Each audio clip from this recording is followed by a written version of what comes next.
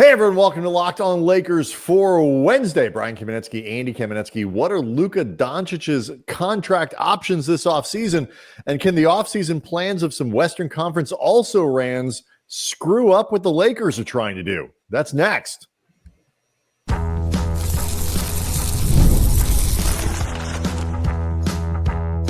You are Locked On Lakers, your daily Los Angeles Lakers podcast. Part of the Locked On Podcast Network, your team every day. Thanks to everybody for making Locked On Lakers first listen of every day, Monday through Friday, no matter how or where you get your podcasts. This one's always free and never behind paywall. Locked On Lakers on YouTube is where you can go hang out with over 35,000 plus subscribers to the channel. And all of them, Andy, are trying to just figure out the incredible, variety, dizzying level of options that Luka Dončić has this summer. One of many players across the NBA facing decisions about contract extensions, including Austin Reeves. But AR, Andy, it's a little more cut and dry. He's expected to turn down his option and enter free agency next year when he can make just scads more money than he can with an extension now. Nobody expects Austin to sign. Everybody expects Luka to sign, but it's going to take a minute, and Luka's got time. Time. Yeah, like it's way funny. Too much time for my liking. We've talked before about how if one of the extensions, at least, that Luka could sign, the max allowed for a guy that was traded and is not getting his extension off his original team, that would be 4 years, $229 million. Bobby Marks over at ESPN did a breakdown of a bunch of different free agents this offseason and their potential extension options. There's an option of 3 years, 160 for Luka. That could be signed right after the NBA Finals conclude, but because he was traded February 2nd, they would have to wait until August 2nd if they were going to give him the max 4 years, 229, which obviously they will if Luka wants it. It's whatever Luka wants. And there's a school of thought that Luka could be better off signing the shorter one and re-entering free agency at his 10-year service mark. And that would, without getting into the weeds of the cap math and cap money, give him a better opportunity to make up some of the money that he lost because he was no longer super max eligible. Right. He was eligible for a $345 million contract extension from Dallas. And as you say, Lakers can only offer him 229. So it's just, you laugh. He's still eligible for 200. That's like $120 million that initially he is not eligible to get. Right. And ultimately, I don't know exactly how this stuff works out, but if Luka is not able to make up that lost money right down to the penny, he certainly has an opportunity to make just sick, obscene amounts of money, which, to be clear, he is more than entitled and worthy to make. You used to have to get $229 million. You used to have to like a podcast or something, but now they'll let anybody make that kind of money. It's really irritating. Podcast or a degree, but this is the detail Bobby Marks threw in there that I guess I wasn't even thinking about the deadline for any of this because everyone is thinking about August 2nd, the day that is seen as the earliest Luka can sign at least both extension offers that he has possible. I did not realize that the deadline for Luka to sign this extension was June 30th. And when I saw that from Bobby Marks, I was like, wait a minute, that doesn't make sense. Like, he can't sign one of the extensions until August 2nd, but the deadline is June 30th. Like, that would be going backwards in time. And then I realized, no, what they mean is the deadline to sign it is June 30th, 2026, meaning, and I don't think / really hope this is not the case, I don't expect this thing to drag out for an entire calendar year. Right. I don't expect this to carry over until basically the new NBA season begins. I just was not aware that it could. I mean, it is the fact that the deadline stretches out that long for what Luka can choose to do does reinforce the other big aspect of this, which we've been talking about, is because the initial extension deadline is delayed longer. So a bunch of guys can sign in July. Some of them can sign even sooner than that. Like there's a calendar, like you said, based on different forms of transactions and this and that, whatever. And it's super arcane. But the Lakers, big stuff that the Lakers will have done in free agency and all that other kinds of stuff, it ought to be done by then. I mean, the draft comes along. That's obviously a big moment where free agency opens. That's obviously a big moment where team building happens. And then, it slows down and teams start picking off players. By the time you get to August, like generally speaking, your team is pretty well formed. There might be a couple free agents out there that are, were left without a chair when the music stopped and all that kind of stuff. But you pretty much know what you're going to get. And so, Luka will have the opportunity. And I don't mean this so much in the are you all in kind of thing, because that conversation can conjure up, got to make big swings. So all these, I think what Luka and his team are looking for, and by all accounts, he is planning to stay in LA. What they are, I suspect, if they're looking for anything to use this time, Andy, while they have to wait anyway, is they want to see competence. They want to see a plan. They want to see something executed to that plan. They probably, if they ask, would like to understand what and why people are being signed or why they're going after certain players. I think they would certainly expect Luka to have not veto power and not, out there making negotiations, but some input on the kind of player that he would like to have around him. And I think, the Lakers have to show all of those attributes in the time between now and August 2nd.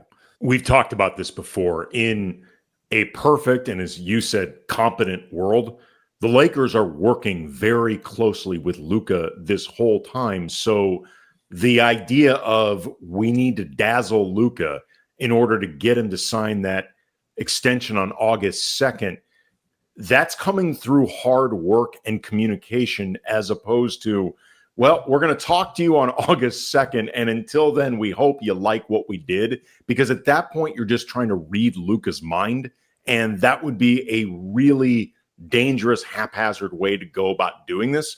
Because, we had talked before, there is a school of thought, and I'm sure we'll get more into, deeper discussions about this as we get closer to free agency. But the idea that this free agency crop in 2025, the offseason, is not a great free agent class. The Lakers don't have a ton of trade assets. They don't have a draft pick at all. Like they don't have a ton of maneuverability.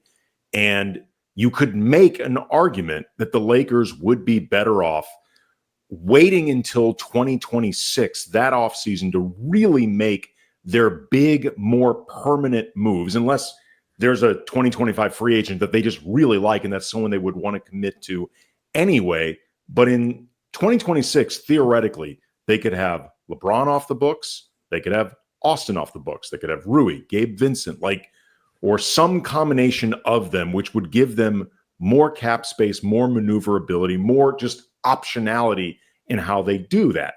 And I know there are people who feel like you can't do that simply because you're trying to secure Luka's extension. And my argument would be you can do that if you are communicating with Luka and Luka agrees. That would be the best thing to do. If he doesn't, don't do it. Well, but I'm saying you can't. If Luka actually agrees that that's the best approach, then I think it is something you can do. I think there's a scenario in which that may be the thing, and you're touching on some of it. But after the break, I'll explain where I think the danger in that sort of approach comes. So we'll do that next.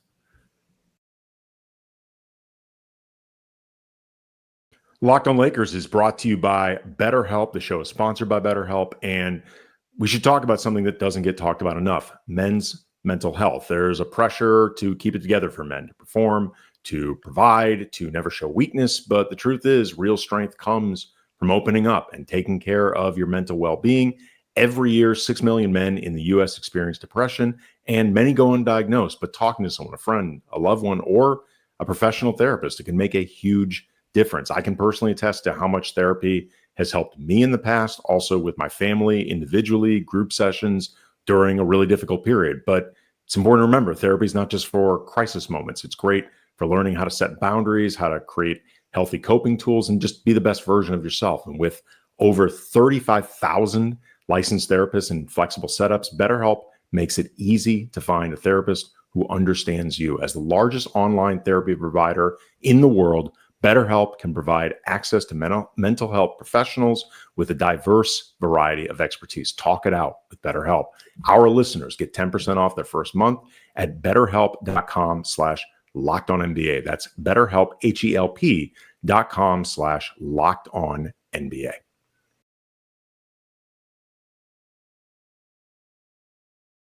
The scenario you're getting into is fine. I agree with it's you start looking at the list. So this is one of the reasons why I think LeBron is unlikely to look to take the $20 million haircut because the free agency class is so weak. Looking at that, going like, who are we spending the money on? Who are we going to take my discount on? That's going to make the sort of difference. To do it. And so I think that's part of it. And then I think it's the principle of it. But it is an undeniably underwhelming class. I think, particularly in terms of free agents that the Lakers could realistically get, even if LeBron did take that discount. Right. Like, that's what I'm saying. And in positions that they need. So right. It's like, it doesn't do you any. I mean, that's not true. It does do you good to sign a good player. But if that player doesn't really fill a need that you have, it mitigates at least some of the gain that you're making. But I look at this stuff and I am always concerned that when you make, and this isn't exactly the scenario that you were talking about, but it's a scenario that has captured the Lakers and Rob Pelinka in the past. When you decide, let's keep our sheet clean. Once you do that, it becomes limiting. You put yourself in this box of like, well, we can't do that because then our sheet won't be clean anymore. We can't make this move because then our sheet won't be clean anymore. And it keeps you from doing things that would be beneficial to the team, because sometimes having players is good.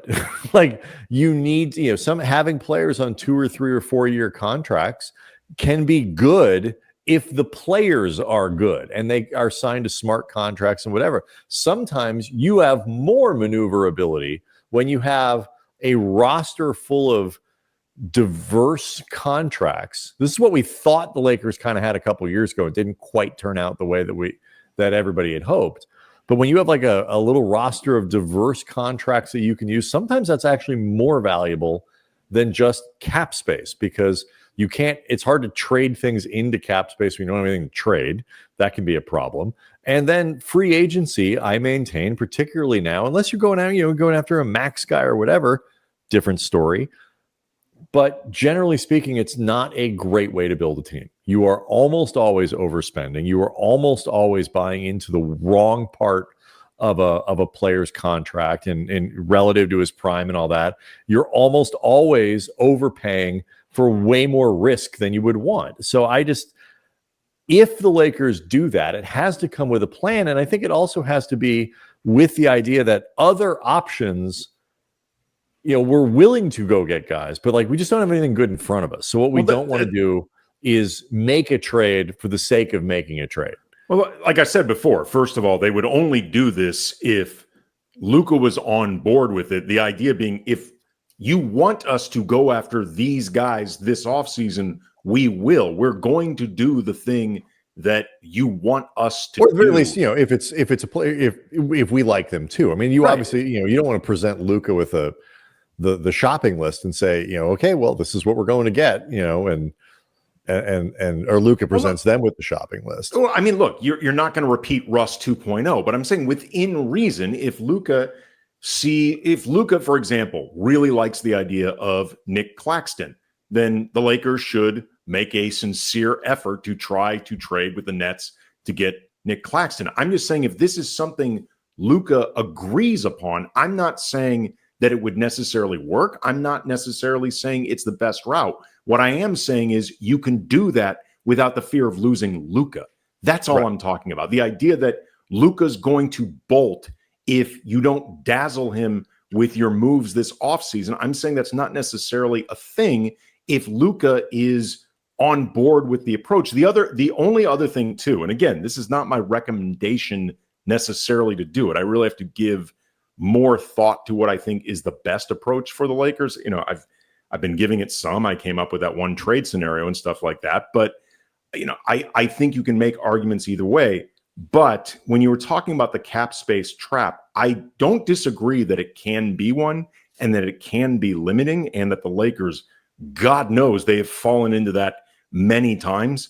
The only difference is what I'm presenting is 1 year of it, as opposed to kicking the can down the road, the can down the road, kicking the can down the road.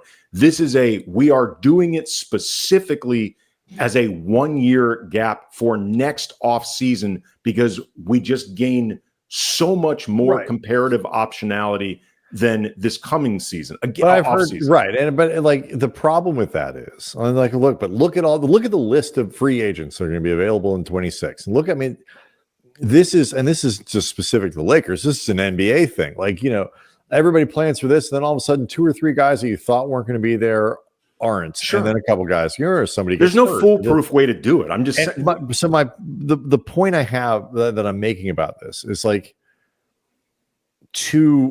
it's one thing to say, and the Lakers with the trade deadline, we're keeping our powder dry because this offseason is going to be, there's going to be so much going on in the offseason, whatever. And what do? You end up with this, literally doing nothing.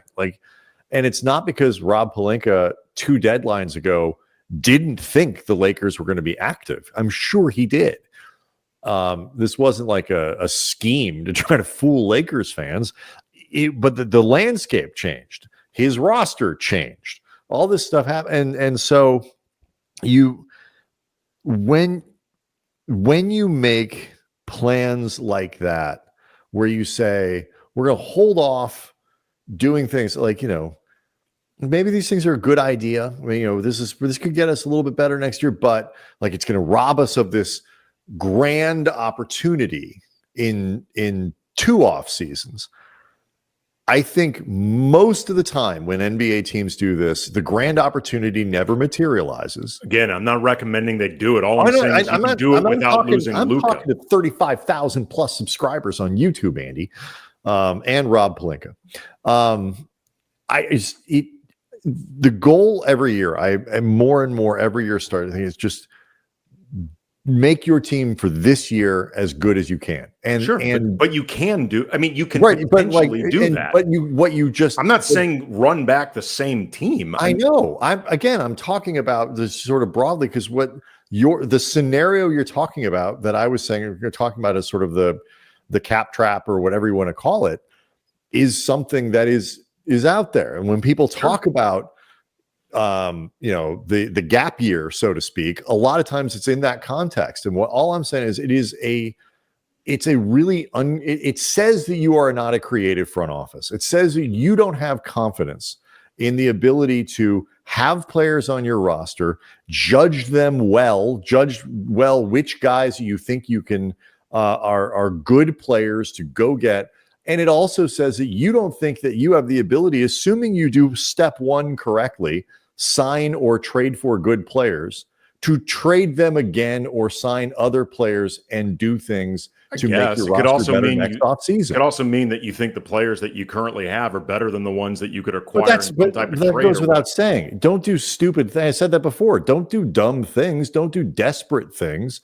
But don't limit yourself because of this magical opportunity that's coming in a season or two seasons. Season 2 becomes season 3. It's my larger bad point way is of doing just things. communicate with Luka, and then you don't have to fear him not signing anything. That's my point. Just communicate with the guy. I don't think anybody's objecting to that. What are the also-rans in the Western Conference doing this offseason, and how will it affect the Lakers? That's next. Locked on Lakers is brought to you by Open Phone. If you're running a business, you know that every missed call, that's money left on the table. Think about when's the last time you had a service emergency and the first company you called, they didn't answer, and you just sat around and waited for them to call you back.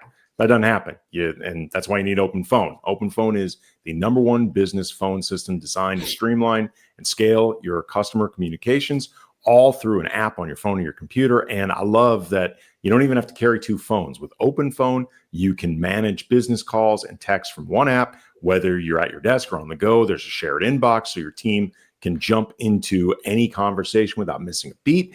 And the AI agent that Open Phone features handles after-hours calls, answers common questions, captures leads, so you never miss a customer. Open Phone is offering our listeners 20% off your first 6 months at Open Phone with openphone.com/LockedOnNBA. That's OPENPHONE.com/LockedOnNBA. And if you're switching from another service, Open Phone will port your existing numbers at no extra charge. Open Phone, no missed calls, no missed customers. One of the things we talked about a little bit and kind of at least referenced on, I think it was Monday show, might have been Tuesday, sort of the butterfly effect that you get around the NBA when teams make certainly big decisions, but even sometimes small decisions and stuff like that. And then there's stuff like a team like Utah, they hire Austin Ainge as whatever it was, a basketball operations head. He basically has Rob Pelinka's job. But the Jazz now say that they are in it to win it. They are here to compete. They are done tanking. They're going to try to build a good roster. They've got some draft picks to do it. They've certainly got some young talent, like guys like Walker Kessler and things like that. But the Jazz not trying to lose anymore changes the way that the offseason is going to work in the NBA. The Pelicans apparently are putting everyone on the block. Or they're at least willing to listen to calls for everyone. And that's what I was going to say. I don't really think everybody, like if you want Troy Murphy, for example, you're going to have Troy Murphy comes cheap. No, he's probably very gettable. That's true. Very gettable. Just ask the Lakers about their season with Troy Murphy. Can you imagine? I know last offseason was slow, but guys, we got a free agent for you. Trey Murphy, you're going to have to make a massive offer. Guy made a huge leap last year, is on a wonderfully team-friendly contract. So I don't think he's really available. I don't really think like Herb Jones is super duper available, but everything they say. And so depending on what New Orleans does, how Utah does, like, these things have a major impact on the amount of players that are or are not on the market and available to move around. And obviously volume, when you're a team like the Lakers without a lot of stuff to work with, the more trades, the better. You can kind of interject yourselves in creative ways. Yeah. Absolutely.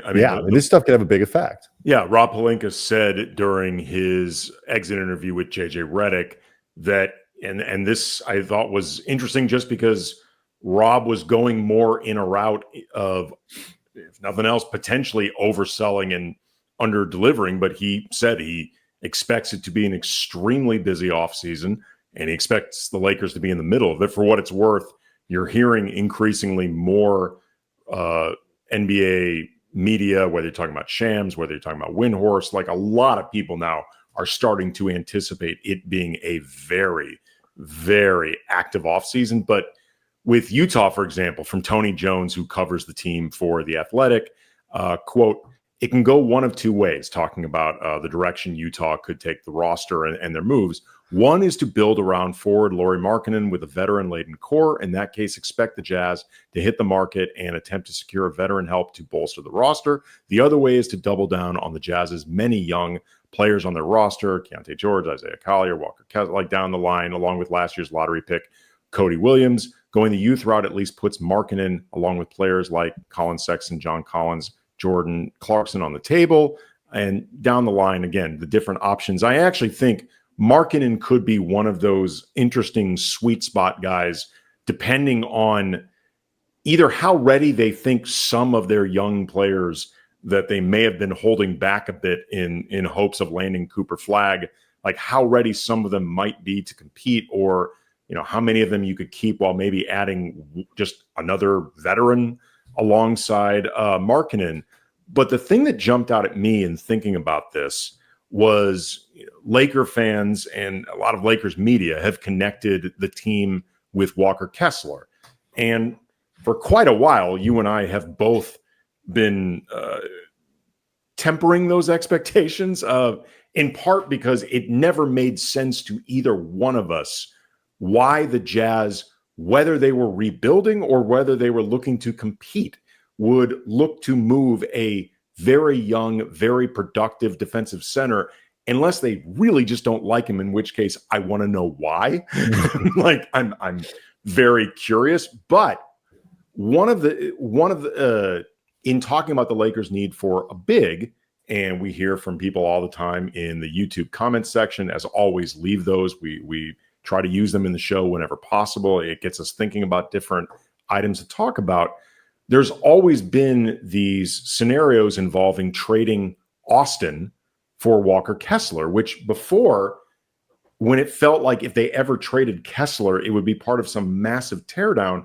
I was like, okay, no, Austin makes no sense for that. He's already 27, right. But unless you fast track this thing, he's going to be like 30 or so by the time it really gets going. Plus, Austin in a walk year, I don't picture him wanting to stay for a rebuild anyway, so the guy may leave. But if you were looking to theoretically compete, then all of a sudden Austin could make sense for Utah. Like if, say, you were keeping Markkanen and adding Austin to Markkanen and other players, at least in theory, that makes sense. Which, again, I don't know why they wouldn't keep Kessler as part of that. But right, it makes remove sense, that piece of it. The point being, not for Walker. The point Kessler. being, all of a sudden, Austin makes sense for Utah, a team that now may be active in more ways than any of us anticipated. So that in and of itself, I thought was interesting. Yeah, I mean, it makes sense.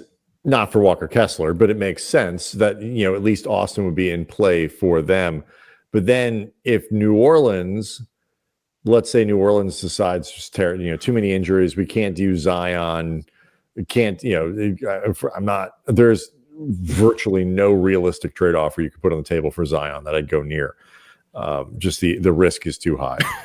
I can't handle food and conditioning watch with both him and Zion. I can't do it. Too much. I can't. I mean, I don't think it's a great fit, great core to begin with. Like, you want to talk about some of the concerns you have with defensive redundancy and weakness with Austin and Luka, Zion and Luka.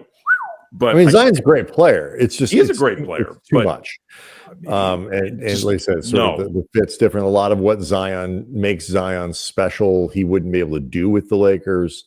I can't deal with a world where we are monitoring that with both those. I can't do it. But he's not, the assists, the ball movement, some of the stuff that he does that is really quite impressive at his size. He needs the ball. Right. He just doesn't work as well with Luka. He is not a back line defensively. But he's not that. And so like are they going to try to restock that team and make it, maybe you find players who are more so like, again, like are players that the Lakers have available, like Gabe Vincent, where you package him or something, or Vanderbilt as part of a package or something like that, are some of the parts the Lakers have. And then the big chip being Reeves, slightly lesser chip being Connect. They still have the draft pick. Like what it means when teams say everyone is on the block, the actual definition of like why and what is our intent. Every team, the difference between we want to contend versus we're willing to start over, both those things could result in a lot of movement by that team. But like you point out with the Utah example, what kind of movement we're talking about here and which players are both available and which players are acceptable in return, or what the draft package needs to look like or whatever, totally change based on the answer to that question. Yeah, Kevin O'Connor for Yahoo, I believe in a podcast said, quote, "There are no untouchables in New Orleans. League sources said the Pelicans are gauging the market for everyone on their roster. They very well could end up keeping their core pieces." Side note, I have no idea what the F qualifies as core pieces for the Pelicans. Murphy and Jones, I think. Maybe. I mean, those are weird. They're weird core pieces without a bona fide star attached to them. You know what I mean? Like, depending on the setup, they're more guys that you would add to a team to push them over the top. Right, because keep in mind, if people don't remember, BI is gone. Yeah. And so Brandon Ingram is up in Toronto now. They made that deal. And they did not get foundational pieces in return as part of that trade. No, so they had expirings. It's they're another one of these teams in a weird spot, but like unloading CJ McCollum, who's still a good player, but like makes a lot of money. Like, is that an easy thing to do in this league?